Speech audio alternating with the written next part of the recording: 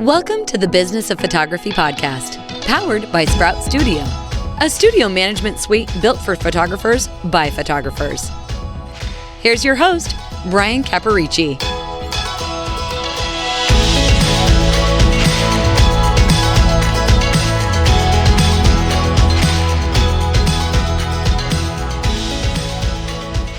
Hi, and welcome to episode 485 of the Business of Photography podcast. My name is Brian Caparici, and today we're talking about ghosts. We're talking about clients who ghost you. And it's something that a lot of photographers today, this year, seem to be really struggling with. Maybe you can identify with that. And we're going to specifically talk today and give you solutions today to how to follow up with inquiries in your business to reduce ghosting, to get rid of those clients that do ghost you. Let's kind of set the frame a little bit. I know that you're probably familiar, but let's talk about it anyways. Your email app on your phone, on your computer, on your iPad, on whatever, it goes ding, right? That dopamine inducing sound, the little one, or maybe it's a lot higher than one, appears to show that you have a new email. Your inbox is on fire. Here we go. We got this. You got an inquiry. You have a new lead, a new opportunity. Things are turning around. You're excited. So you reply. You get back to your client and you gush about what they had just inquired with you for. Maybe it was a wedding. Maybe it was a family portrait. Maybe it was an event. Maybe it was a headshot. Maybe it was a newborn. Whatever it is, you go on about how you can help them and you're excited and you're leaning in and you can't wait. And you're like, hey, when would be a good time to meet up? When can I call you? When can we get things moving forward? I'd love to get things scheduled. You press send on that email. And then crickets. You don't hear back from them at all. The ghost, right? That's where the ghost idea comes from.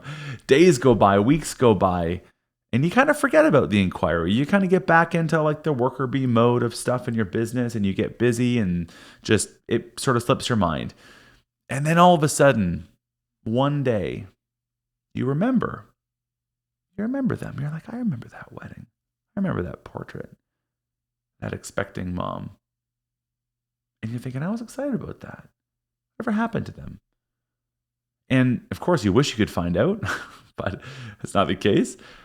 You also know that you probably should have followed up. And maybe if you had followed up, you would have heard back from them. Maybe you would have been able to pick up the pieces with them. But you didn't. Because you got busy with the day-to-day. It totally slipped your mind. And the lead, that inquiry, got lost in the chaos. And it's okay. I mean, it's not your fault. Running a photography business is a lot of work. And you know it's a lot of work. Yet your intention was still right. Like you want to be able to follow up on these things. But you don't. And that sort of leads you to think some pretty hard things for yourself. Maybe you can identify with this. I know that it's something that we're seeing a lot of in the industry right now. You might be thinking things like, hey, I can't believe that I just keep letting these inquiries slip through the cracks.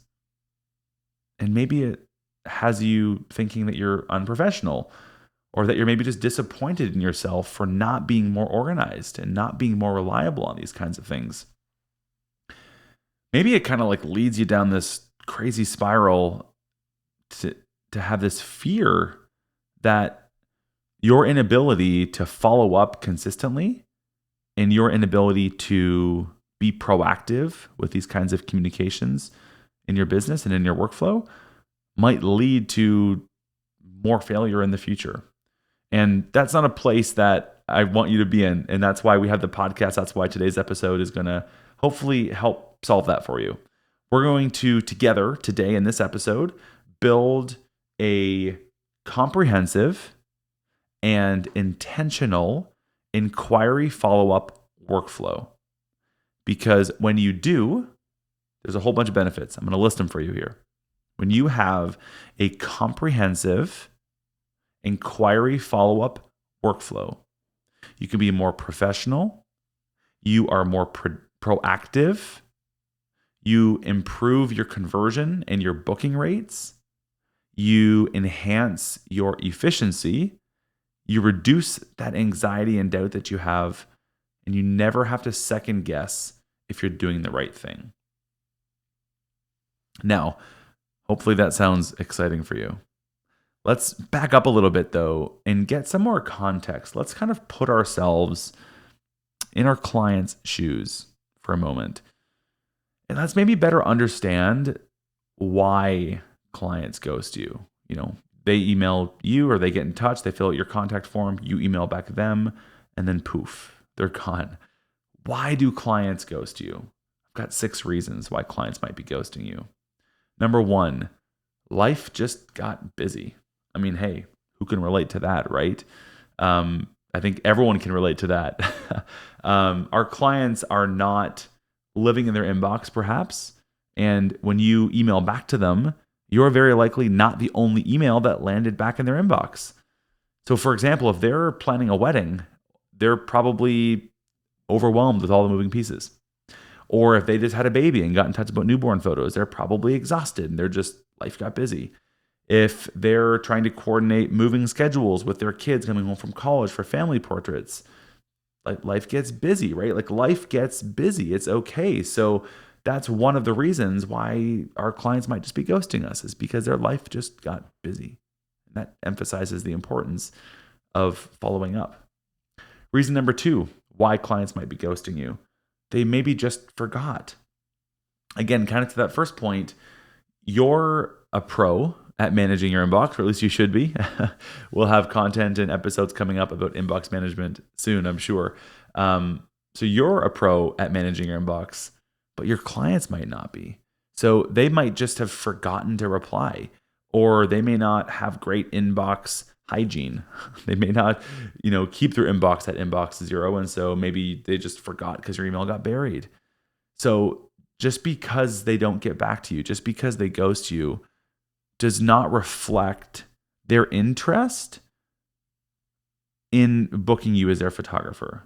It's just a result of human forgetfulness.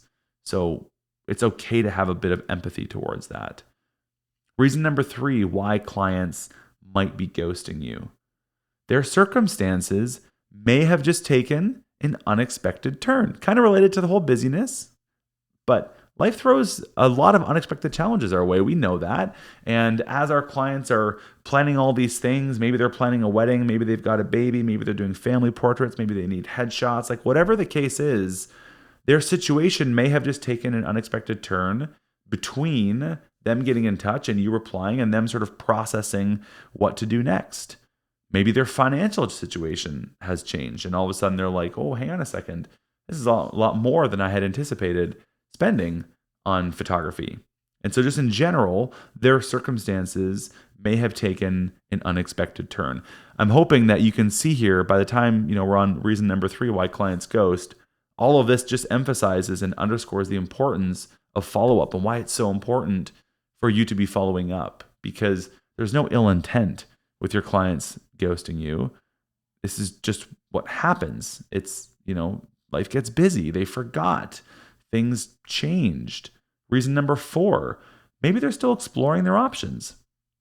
Maybe they kind of put all these feelers out to all these photographers. They got the referral list from the venue, or they did the Google search, or they asked on Facebook, who would you hire for newborn photos, whatever the case is. And they got all these recommendations. So they kind of went all crazy and sent all these inquiries out to all these photographers. And so they're kind of still exploring all those options. Again, emphasizing the importance of you following up, because I bet the other photographers aren't following up unless they're listening to this episode, in which case maybe they are and competition's increasing. As much as I'd love for you to tell your friends about this episode, maybe hold this one close to your chest or tell them and let's just raise the tide together. I digress. Reason number 5, why your clients might be ghosting you. And this is a big one. They are very likely battling what's called decision fatigue. So when we have all these decisions to make, when we have all these sort of things being fired at us from different directions, oftentimes decision fatigue means that the decision we make is to do nothing as opposed to making a decision. So our clients might actually just be shutting down and making no decision instead of getting back with you and pursuing a decision.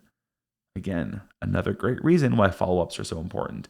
And then reason number 6 why your clients might be ghosting you is that because they may not be entirely sure or clear on what the next steps are. So they may like be cool, yeah, it sort of like feels good and I understand that, but they may not know like what they should do next. Maybe they need that reassurance, or they need to alleviate some of that hesitation to understand what's involved in moving forward and taking that next step with confidence. So again, looking at these 6 reasons about why your clients might be ghosting you or why your inquiries might be ghosting with you, none of them are about your clients being against you.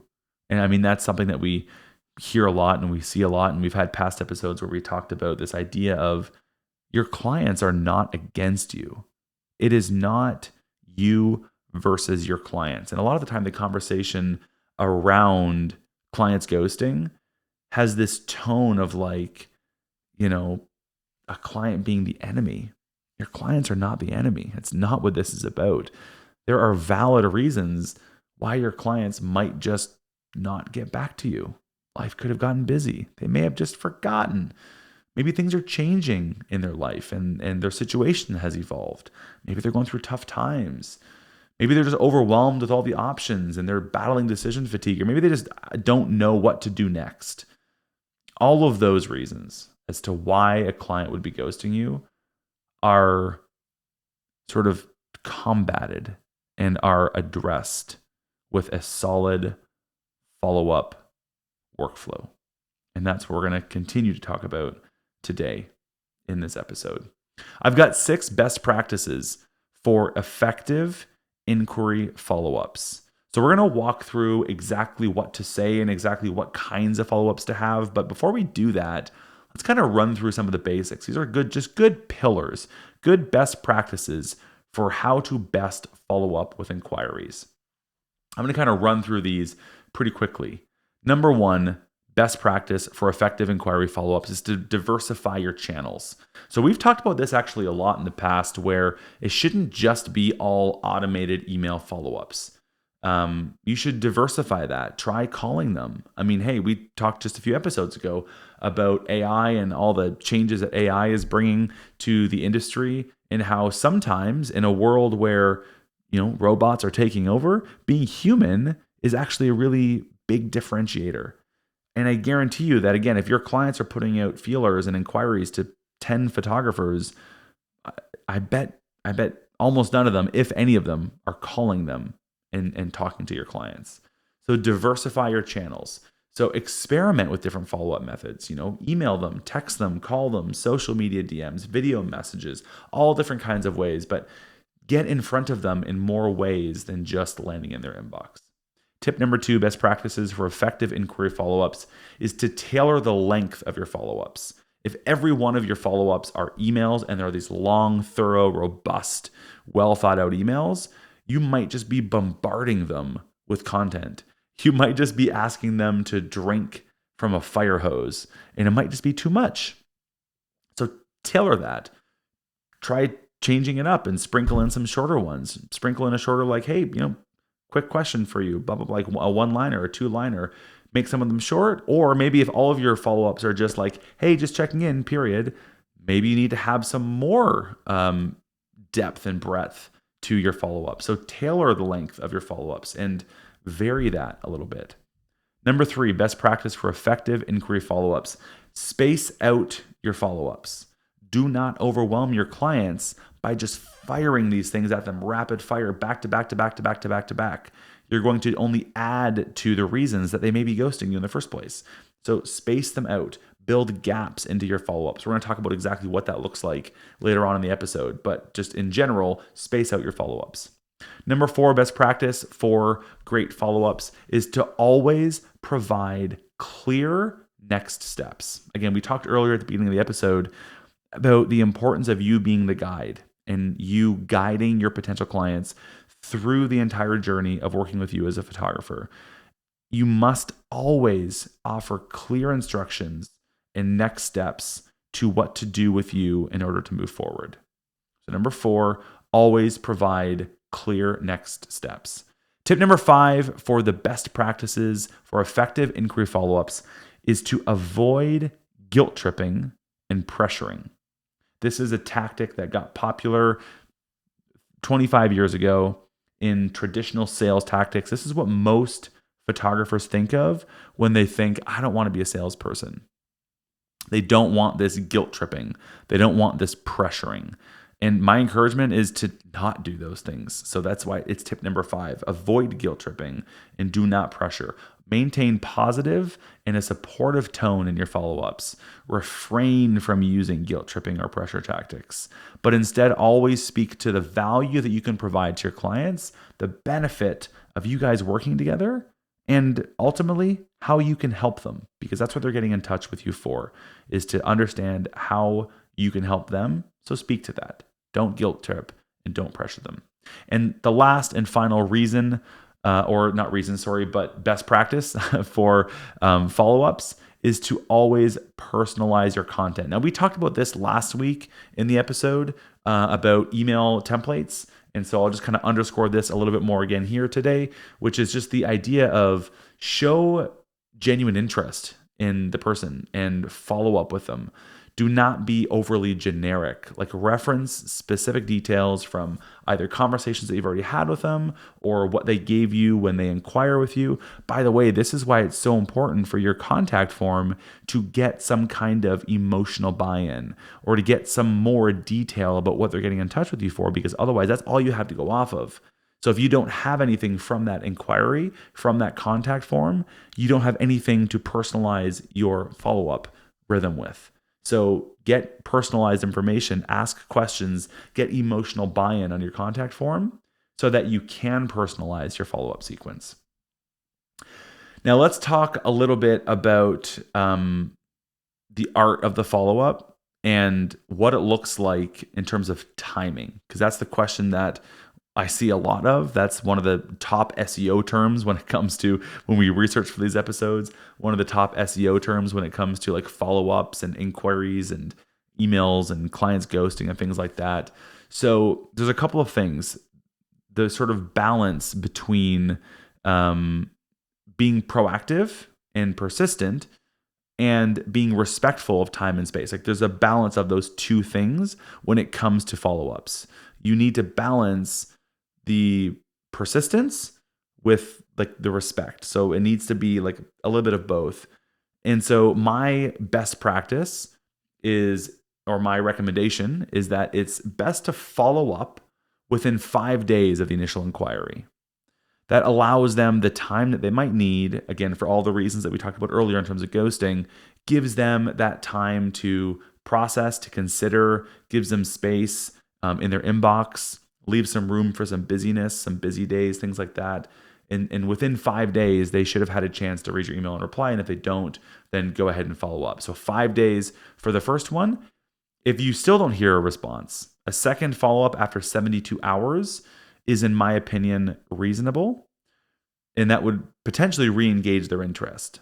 And then beyond that, if you wanted to have like one more check-in within 24 hours, do it. But beyond that, following up every 4 to 5 days is acceptable and really helps balance that space and persistence. And it kind of provides a nice balance there. So 5 days for the first one, 72 hours for the next one, 24 hours for a quick touch base, and then every 4 to 5 days after that. That would be the best rhythm for timing and spacing and gaps between your follow-up emails. Now, we're going to get into the meat now. We're going to talk about the 5 types of follow-ups, because in my opinion, every email that you send or text or call or message or whatever should not always just be, hey, just following up. Hey, did you get the email? Hey, did you read it? Hey, do you have any questions? Those are boring. Those are bland. Those are not going to do anything for you. Those are not going to actually increase your reply rate. So there are 5 types of follow-ups to book more clients. And my recommendation is to follow them in this order. So let's run through them. First, I'm going to list the 5 types of follow-ups, and then we're going to go into them in more detail. The 5 types of follow-ups for booking clients. Number 1, follow up, the art of reeling them in. Number 2, re-engage. Ignite their interest with one question. Number 3, check in. That's where you move them from silence to success. Number 4, the breakup, when to say goodbye to them. Number 5, the feedback. That is when you can fuel your growth with honest insights from them. Okay, let's double back now and start at the beginning. The 5 types of follow-ups to book more clients. Number 1, the follow-up. This is the sort of traditional way of thinking of follow-ups. This is the first simple check-in. You're going to acknowledge that they may be overloaded, they may be overwhelmed, they may have a lot of things coming their way, they may have a lot of information being thrown their way, and you're offering to guide them through it with a meet and greet. Again, clear next steps. That's the follow-up, email number 1, or follow-up number 1 is just the follow-up, the traditional follow-up. Number 2, this is where you're going to re-engage them. You want to ignite their interest with one question. Do not reiterate, hey, just following up. Hey, did you get my email? No. Instead, shift, because you've now emailed them once, you followed up once, now you're going to re-engage them. Touch base and ask an interesting question. Intrigue them. Ask them something different. The goal in this follow-up is to pique their interest in a new way and actively engage them in a conversation. Open that loop and invite them into the loop to engage with you and have a dialogue. Do not just be like, hey, just following up. No, do not do that. Re-engage them, ignite them with a question. And keep this one short, by the way. Number 3, check-in. This is when you're going to be following up and kind of doing the like, hey, just checking in. That's a much more sort of passive one, but this is when you can remind them who you are, remind them what you do, remind them how you can help them, acknowledge that there's been a lapse in communication, not in a guilty way, but just to name it, just to label it. Ask about their level of interest and ask if they need any further guidance or if you can help them in any way, but demonstrate your ability and your dedication to exceptional experiences in your business. This might also be the email or the touch base where you want to foreshadow a looming breakup. Basically meaning like, hey, like I don't want to keep bugging you. I'm going to slow this down. I'm going to stop. I'm going to not continue to check in. Sort of like foreshadow that so that you lean away a little bit to see if they will lean in. That's a common tactic as it relates to sales psychology, is this idea of like pulling away to see if they lean in. So just kind of loom to or foreshadow to it, because the next follow-up, which is what we call the breakup, this is when you're actually going to sort of say, okay, you know what, obviously it's become clear that, you know, you're not interested anymore. So you can communicate to them that like, just final check-in, but otherwise like, you know, I won't bug you anymore. Wishing you all the best. Express an understanding that, hey, you know what, maybe just things have changed. Maybe you're just no longer interested. Maybe you've chosen another photographer. Either way, we appreciate the opportunity to chat and have a dialogue. So this is the breakup. This is the acknowledgement of like, hey, I'm not going to bug you anymore. Again, another sort of like last chance to lean back and see if they will lean in. And 5, the 5th email that you're going to send, or again, email, text, whatever this ends up being, is an opportunity for feedback.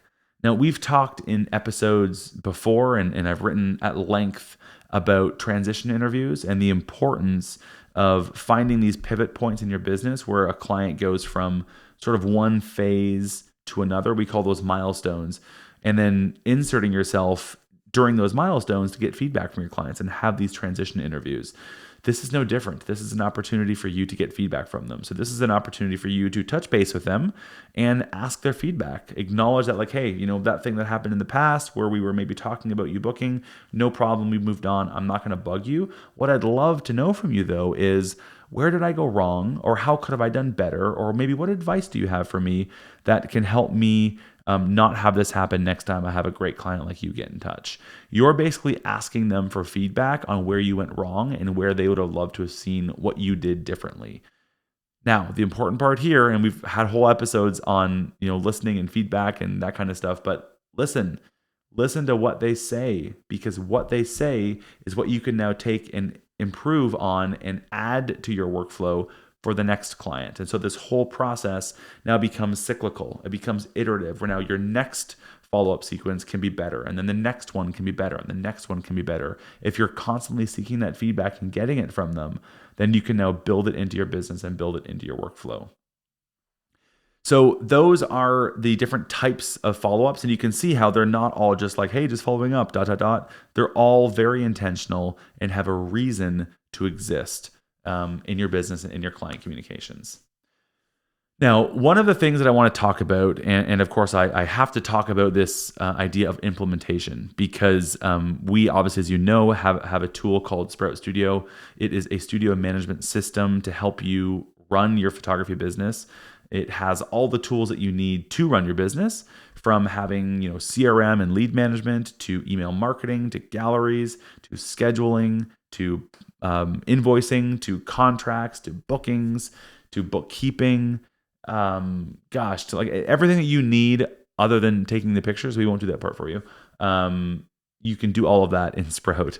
And so one of the tools that are so powerful in Sprout are tools that are built to help you do the things that we're talking about today, like follow-ups, in a way that is really seamless and streamlined and automated. So there's 3 steps to implement a follow-up sequence in your business using Sprout Studio. And I want to talk about that right now really quickly. The first step is just to write the follow-ups as email templates. So that's where you're just going to write those things that I talked about in the previous section and write those in as email templates. Reference last week's episode about email templates, because there's no reason that you should be writing these things every single time from scratch. Write them as templates and reuse them. So that's step number 1. Step number 2 is in Sprout, build a workflow. We've built workflows so that you can have these repeatable pieces of your client experience in a seamless and streamlined way. So you can say, hey, 5 days after inquiry, do this. 2 days after this, do this. 1 day after, do this. 4 days after, do this. And it's all automated.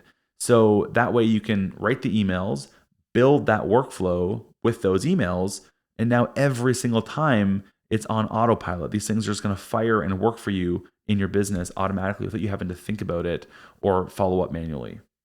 And the third step is to automatically apply workflows to leads. So you can say, hey, I want this workflow, this wedding workflow, to automatically be applied to my wedding leads. And I want this newborn workflow to be automatically applied to my newborn leads. And I want this headshot workflow to be automatically applied to my headshot leads. So that way you can build these workflows for different kinds of clients, and they're going to be automatically applied and automatically customized based on what kind of shoot someone's getting in touch with. So those are the strategies of how to actually implement the things that I'm talking about today using Sprout Studio. Now, of course, if you're using other systems or you're doing it manually, you can still take everything we talked about today and implement it in your own way, but I really think you're going to be better served by implementing those things in Sprout Studio. Now, we have this and a whole bunch more. We have articles that go along with this episode. We have Seeds to Success, an email newsletter that goes out to you every single week that'll teach you these kinds of strategies. So there's a whole ecosystem of content that we'd love to get you on into, and I'd love to invite you over to getsproutstudio.com into the show notes of this episode to learn more. Whether you're watching this on YouTube or you're listening to this in Stitcher or Spotify or Apple Podcasts or wherever it is, wherever you are in all the places, just like swipe up or down or above or around somewhere where you're listening to me right now, there is a link to the show notes. There's a link to the article. There's a link to the YouTube.